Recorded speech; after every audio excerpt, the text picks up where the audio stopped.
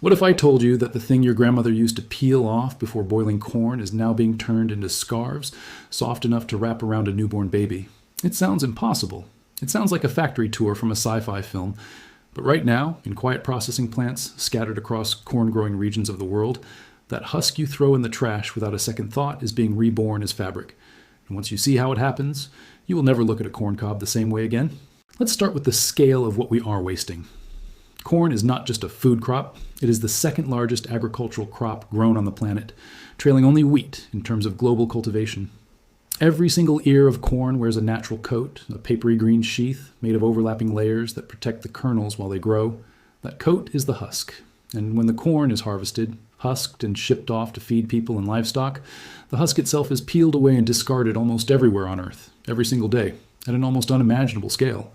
Multiply that by every farm, every processing plant, every kitchen on the planet, and you get a mountain of plant material that most of us have never thought twice about.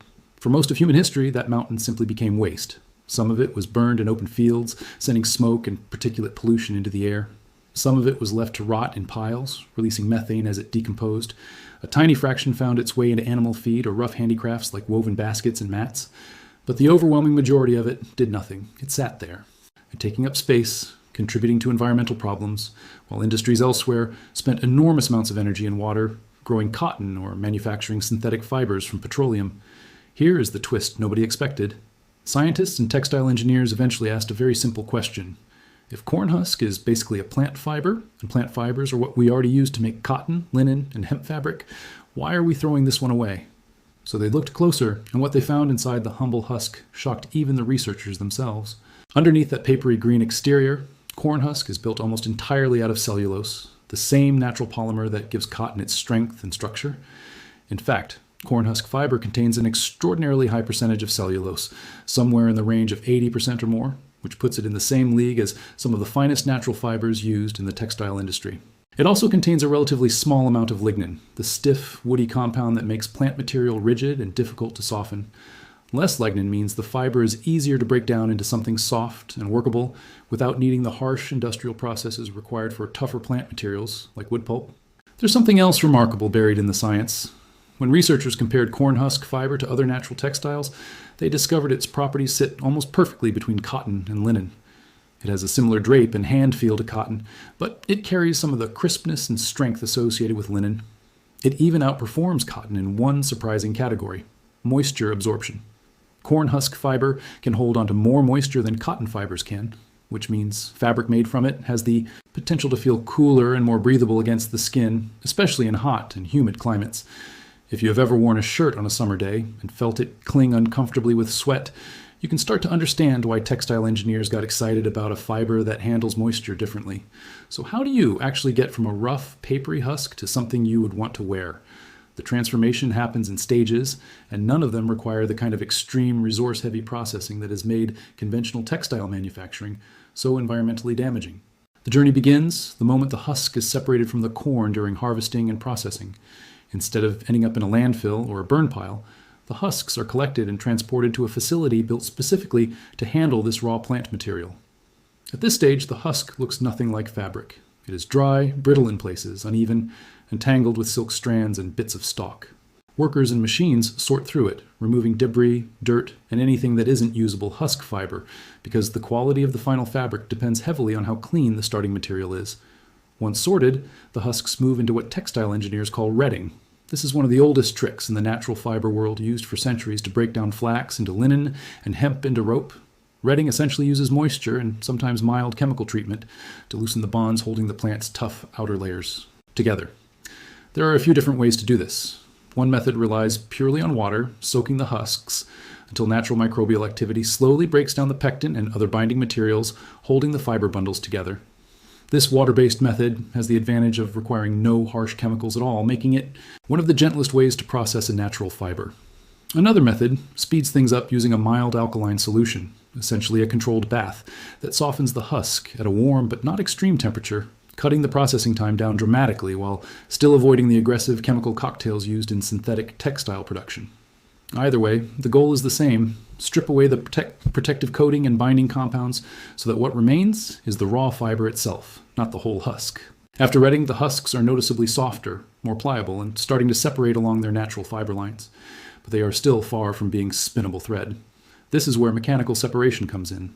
The softened husk material is pressed, beaten, and combed, physically pulling apart the fiber bundles from the leftover plant tissue.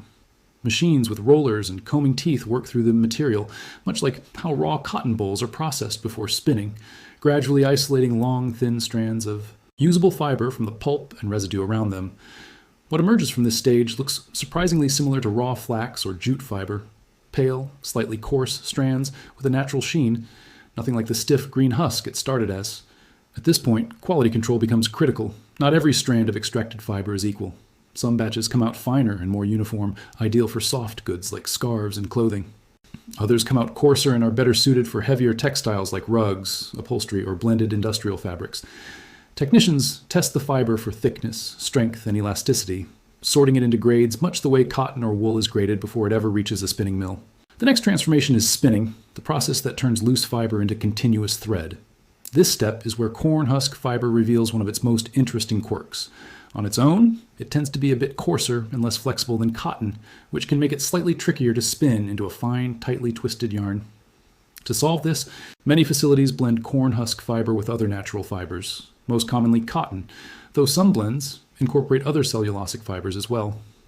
This blending process does two things at once.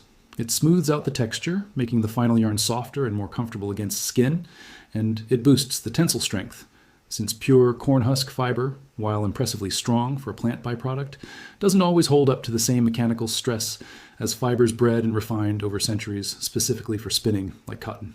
The blended or pure fiber is fed into spinning equipment that twists countless individual strands together into a single continuous yarn. The amount of twist, the thickness of the yarn, and the blend ratio all get adjusted depending on what the final product will be. A soft scarf destined for a boutique clothing line requires a very different yarn than a sturdy woven basket or a piece of industrial packaging material. This is the point in the process where corn husk fiber officially stops looking like farm waste and starts looking like something a textile mill would recognize as raw material. From spun yarn, the material heads toward weaving or knitting, depending on the intended product. In weaving, the yarn is strung onto looms, interlacing threads at right angles to create the structured flat fabric we associate with things like shirts, scarves, and household linens. In knitting, the yarn is looped continuously to create a stretchier, more flexible textile. Corn, husk-based yarns are used in both applications, though the blended fabrics tend to dominate the soft goods market, since pure corn husk textiles, while durable, often carry a slightly more rustic, textured feel that some designers actually seek out for that exact reason. Once the fabric or yarn is formed, it usually moves into a finishing stage, and this is where the raw, slightly tan or straw-colored material starts transforming into something you would actually want to buy. Natural cellulose fibers like this one take dye exceptionally well, similar to cotton and linen, which means manufacturers have a wide palette to work with. Many smaller-scale producers lean into natural dye methods using plant-based pigments sourced from things like indigo, madder root, or turmeric, which pairs nicely with the overall sustainability story of the fiber itself. Larger industrial operations may use more standardized dyeing, techniques to hit consistent color targets across large batches. But the fiber's natural affinity for dye means the process doesn't require unusually harsh chemicals compared to synthetic textiles. After dyeing, the fabric goes through softening treatments, which can include gentle mechanical processes like tumbling or brushing, sometimes combined with natural conditioning agents, to bring out that soft hand feel that makes finished scarves and clothing so surprising to touch for the first time. It's genuinely hard to believe, holding a finished corn husk scarf, that it started life as the crunchy, papery wrapping thrown away after shucking an ear of corn.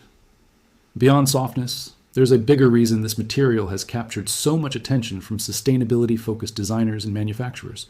Every part of this process starts with something that used to be waste. There's no need to plant, irrigate, and harvest a dedicated fiber crop the way you would with cotton, which is notoriously water-intensive and often requires heavy pesticide use. The husk is essentially a free byproduct of a crop that is already being grown at massive scale for food.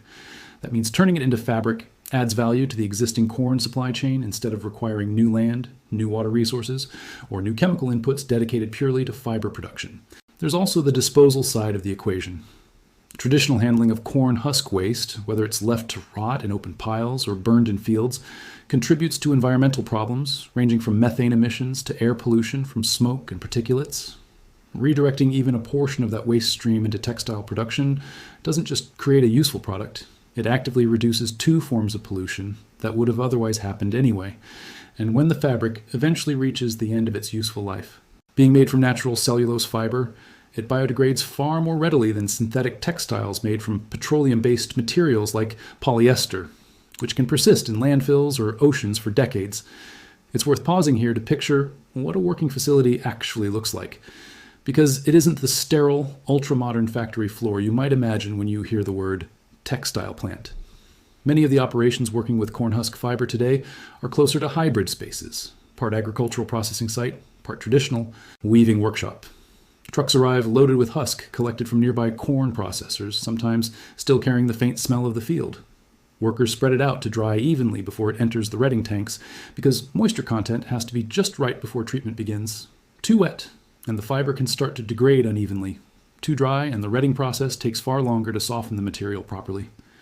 This balancing act, part science and part hands-on experience, is something skilled operators learn to judge almost by feel. Once the fiber has been extracted, separated, and graded, the path it takes really depends on what kind of business is running the operation.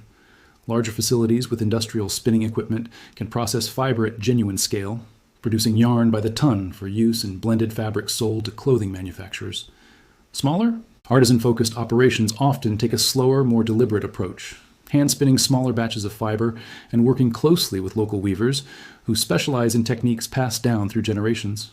Both approaches matter for different reasons. The industrial side proves the material can eventually scale to meaningful volumes, while the artisan side demonstrates the fiber's unique character and pushes the boundaries of what finished products can look like, from finely woven scarves to textured wall hangings and home decor pieces. It's also worth comparing this journey to how other alternative fibers have developed over the years, because corn husk fiber isn't traveling this road entirely alone. Materials like pineapple leaf fiber, banana stem fiber, and even fibers extracted from orange peel waste have followed a strikingly similar path. Agricultural byproducts, once considered pure waste, gradually refined through retting, mechanical separation, and spinning into genuinely wearable textiles. What sets corn husk apart within that growing family of byproduct fibers is sheer volume of available raw material. Because corn is cultivated at such an enormous global scale, the husk left behind after processing represents one of the largest and steadiest streams of underused plant fiber on the planet. Available almost everywhere, corn is grown, season after season, without needing to establish new supply chains from scratch. There's an economic angle here, too, that often gets overlooked in the excitement about sustainability. For corn farmers and processing facilities, husk has traditionally been a cost, something that has to be hauled away, disposed of, or dealt with as agricultural residue. When that same material becomes a marketable raw ingredient, for the textile industry, it flips from being a disposal expense into a secondary revenue stream. That kind of shift can matter enormously for smaller farming communities, giving them an additional source of income from a crop they were already growing without requiring a single extra acre of land or an extra drop of irrigation water. None of this means corn husk fiber is about to replace cotton or synthetic textiles overnight. The processing infrastructure is still relatively small compared to the massive global supply chains built around conventional fibers. And pure corn husk fabric does have some natural limitations in strength and flexibility that blending helps address but doesn't fully eliminate. Scaling this technology to a level where it could meaningfully offset global textile demand would require significant investment in processing facilities, consistent supply chains for collecting husk from farms and food processors, and continued refinement of the extraction techniques to make them faster and more cost-efficient. But the momentum is real. Research institutions and universities with strong agricultural and textile programs have spent years refining these extraction and spinning methods, gradually improving fiber quality and reducing processing time. Independent workshops and small batch producers, especially in regions with strong corn. Farming traditions have already begun weaving corn husk-based fibers into finished goods, from scarves and shawls to bags, mats, and home textiles, often blending traditional hand-weaving techniques with this relatively new material. There's something poetic about that combination, ancient weaving methods passed down through generations, now applied to a fiber source that didn't even exist as a textile option a few decades ago. Think about what this really represents. Wait, we are talking about a material that, for the entire history of agriculture, was treated as pure waste. Peeled off, tossed aside, burned, or left to decompose without a second thought. And now, through a fairly elegant combination of soaking, mechanical separation, spinning, and weaving, that same material can end up as a soft scarf around someone's neck, dyed in rich natural colors, sold in a boutique, worn with pride. It didn't require inventing a new crop or clearing new farmland. It simply required looking differently at something that was already right there, discarded in massive quantities every single year, and asking whether it could become something more. So the next time you shuck an ear of corn and toss the husk into the compost or the trash, take a second look at it. That thin, papery layer in your hand carries roughly 80% cellulose, the same building block found in some of the world's most valuable natural fibers. Somewhere out there, in a small workshop or a growing processing facility, someone is taking that exact material, soaking it, combing it, spinning it, and weaving it into fabric soft enough to wear against your skin. From farm waste to fashion. From something we've ignored for thousands of years to something people are now genuinely excited to touch, wear, and buy. The transformation, quietly happening in factories most people will never see, might just be one of the most overlooked sustainability stories in the entire textile world.